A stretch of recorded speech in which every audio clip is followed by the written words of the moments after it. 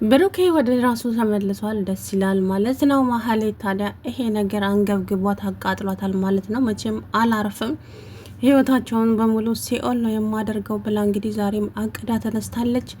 አንድ ማንነቱ የማይታወቅ ሰው እንግዲህ በደስታቸው ቀን ወደ ቤታቸው መጥቷል ማለት ነው። ካሊብ የላከው ሰው ነው። ቅድስትዬ እና ብሩክ አንድ ላይ እየጨፈሩ እያለ እንግዲህ በጣም ከባድ ችግር ተፈጥሯል ማለት ነው።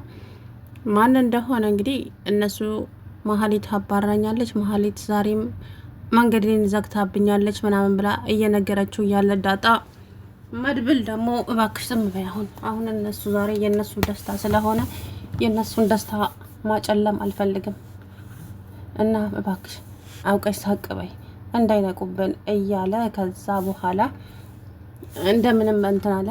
እሱን እያለ ያለ ካሊብ ደወለበት ማለት ነው። እንግዲህ ካሊብ ምን ለመሆን እንደደወለ አላቅም፣ ደግሞ በምን ሊያስፈራራው እንደሆነ እንግዲህ ማህሌት አሁን አጣብቂኝ ውስጥ ገብታለች፣ በጣም ማለት ነው።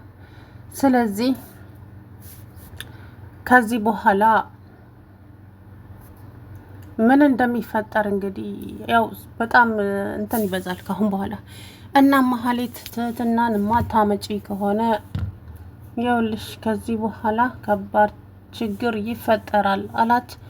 እሷም ደግሞ ይሄን ሰውዬ እንዴት ላደርገው? ቆይ እንዴት ላደርግ? አምላኬ ሆይ ከዚህ በኋላ እንዴት ነው ይሄን ሰውዬ የምፋታው? ማህሌት ካሌብን ታውቂዋለሽ እንዴ? ስለዚህ እሱ የሚፈልገውን ነገር ካላገኘ ምንም ማድረግ አትችይም አላት። እና እንዴት ላድርግ? አሁን ከዛ አሰበች።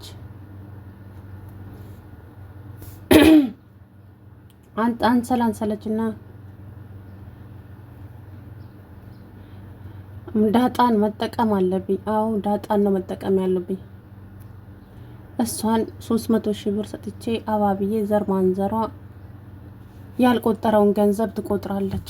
ስለዚህ እሷ ነች ያለችኝ አማራጭ። እሷን ይዤ በቃ አረ እንደዛ አደርጋለሁኝ እንጂ ከካሌብ እጅ ፈጽሞ ማምለጥም አልቻልኩም። ማህሌት ምን ይሻለኛል? በምን ቀን ነው እዚህ ስራ ውስጥ የገባሁት? ቆይ ሰውዬ እንዴት አድርገው አምላኬ እያለች ነው እንግዲህ። ቅድስት በጣም ደስ ብሏታል። ዛሬ በጣም ተደስታለች ማለት ነው።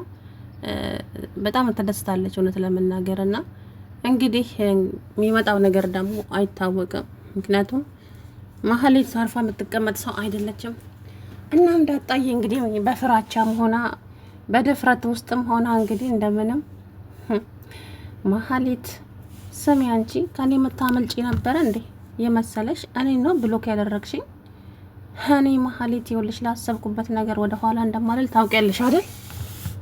ስለዚህ አርፈሽ መልሽን ብታደርጊ ይሻልሻል፣ አለበለዛ ይኸውልሽ ከባድ ችግር ነው የሚፈጠረው አለቻት። ከዛ በኋላ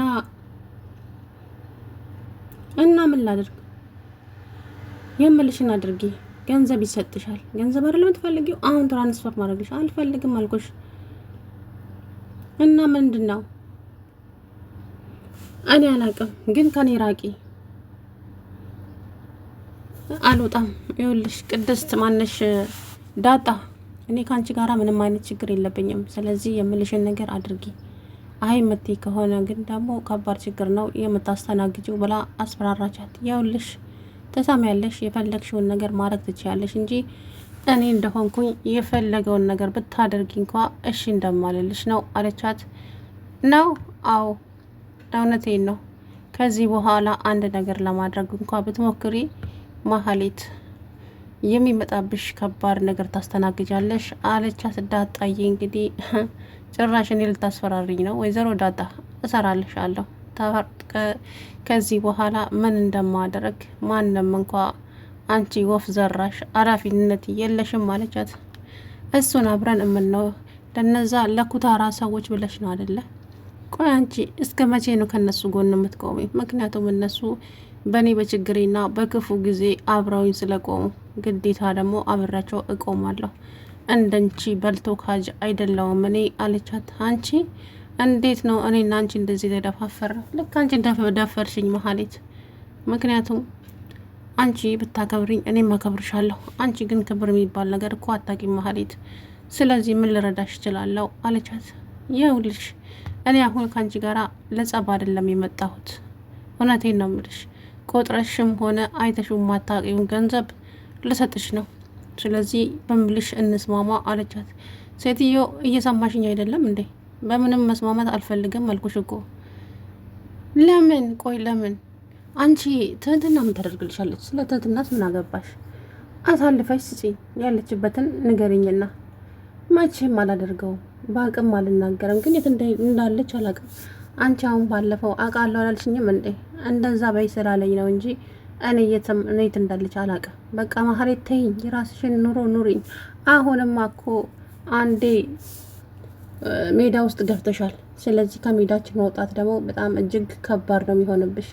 ስለዚህ ነገሮችን አመቻችተሽም ቢሆን አስተካክለሽ ብትነግሪኝ ይሻልሻል አለቻት። እንግዲያውስ ቁርጥሽን ወቂ ማህሌት፣ እኔ ምንም የምነግርሽ ነገር የለም። ትህትና የት እንዳለች አላቅም፣ እውነታው ግን ይሄ ነው አለቻት። ነው?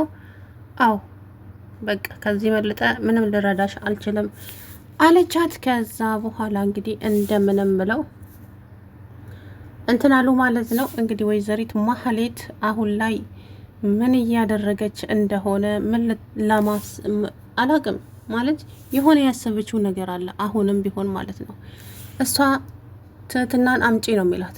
ትህትናን ደግሞ መድብል መቼም አሳልፎ አይሰጣትም ማለት ነውና ከዚህ በኋላ ደግሞ እንግዲህ ምን እንደሚፈጠር እሱን አብረን የምናየው ነው የሚሆነው ማለት ነውና ምን አይነት ተንኮልና ምን አይነት እንዳሰበ አላቅም። በሌላው ደግሞ እንግዲህ የቅድስት እህት ከመድብል ፎንቃ ይዟታል ማለት ነው። መድብልዬ ግን ደግሞ እንደምታዩት መድብል እንደምታዩት ኮስታራ ነው፣ ቀልድ አያውቅም ማለት ነው። ሁሌ ኮስታራ ነው። ፊቱን አይታችሁ ከሆነ የመድብል ማለት ነው ፊቱ አይፈታም። እና ማህሌት ደግሞ እንግዲህ ማነች እቺ መድኃኒት ተብያው ደግሞ ከሱ ፍቅር ይዟታል መሰለኝ። ስልኩን ምናምን አለች አውቃ ልትጀናጀነ እኮ ነው። ቅድስትዬም ነቃችና ሀይ ሲመጣ እሱ ሲመጣ ታናግሬዋለሽ፣ እኔ የሰው ስልክ ለማንም አልሰጥም አለች። ወይ ቅድስት ደግሞ አለች። ከዛ በኋላ እና የሰው ስልክ ልሰጥሽ ፈልገሽ ነበር እንዴ? ተይ እንጂ እንደዚህማ አይሆንም አለች። ከዛ በኋላ ሲመጣ ቅድስት ነገረችው መድኃኒት ትፈልጋለች።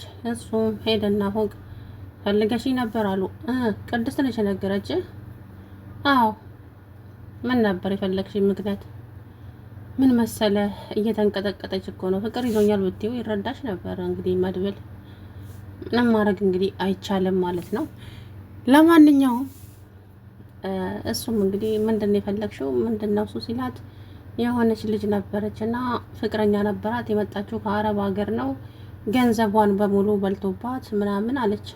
እና ታዲያ ይሄንን ነገር እኮ ለህግ ነው ማሳወቅ ያለብሽ እንጂ ለእኔ አይደለም። አዎ ግን ልጁ የት እንዳለ አይታወቅም፣ ለዛ ነው። ግን ደግሞ ካፌ ሲገባም አይተነዋል።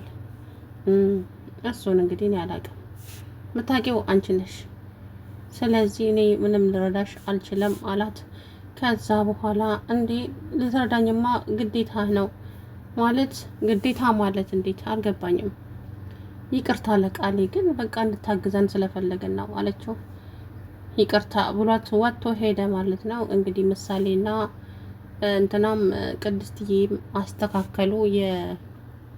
ደስ እንግዲህ የብሩክ መዳንን በማስመልከት እራት አዘጋጅተው ነበረ። ግን ደግሞ በስተመጨረሻም አቶ ካሊብ እንግዲህ ደውሎባቸዋል ማለት ነው። ምን እንደፈለገ አይታወቅም።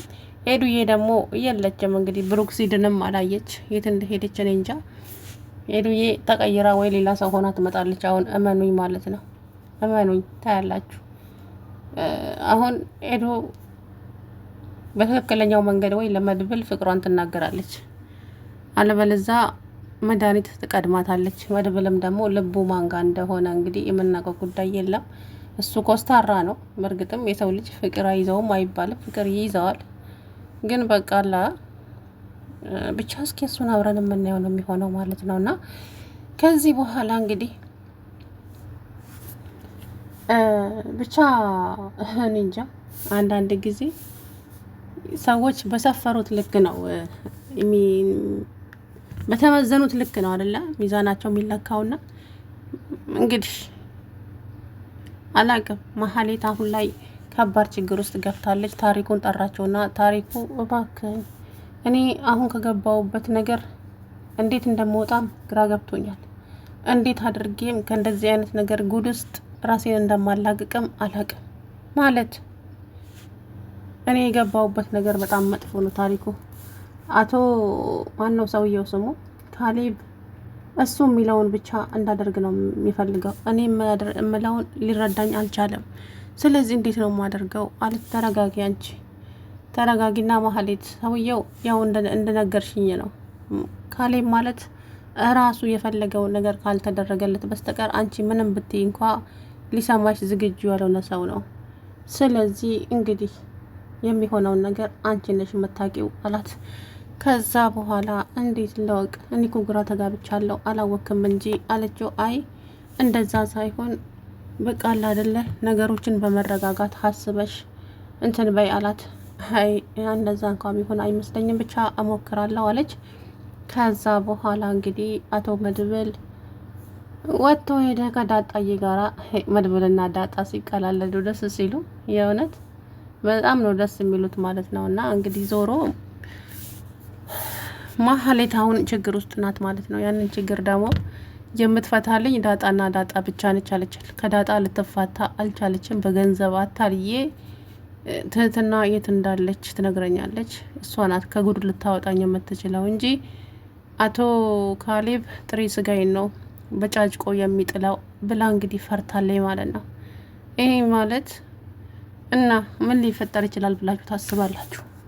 እኔ እኮ ግርም ነው የሚለኝ የመሀሌት ነገር። በግድ የሚሆን ነገር ያለ ይመስል ብቻ እኛንም ግራ ታጋባናለች ማለት ነው። ዞሮ ከዚህ በኋላ ደግሞ እንግዲህ ምን እንደሚፈጠር አላቅም። አብረን የምናየው ይሆናል ማለት ነው። ሲቀጥል ደግሞ መድኃኒት ተብዬዋ ማለት ነው ገና የመጣች ቀን ነው መድብልን ከመድብል ፍቅር የያዛት እኮ በነገራችን ላይ አይታችሁ ከሆነ ማለት ነው። እና እሱ ደግሞ ሰላም ውድና የተከበራችሁ የቻናሌ ቤተሰቦች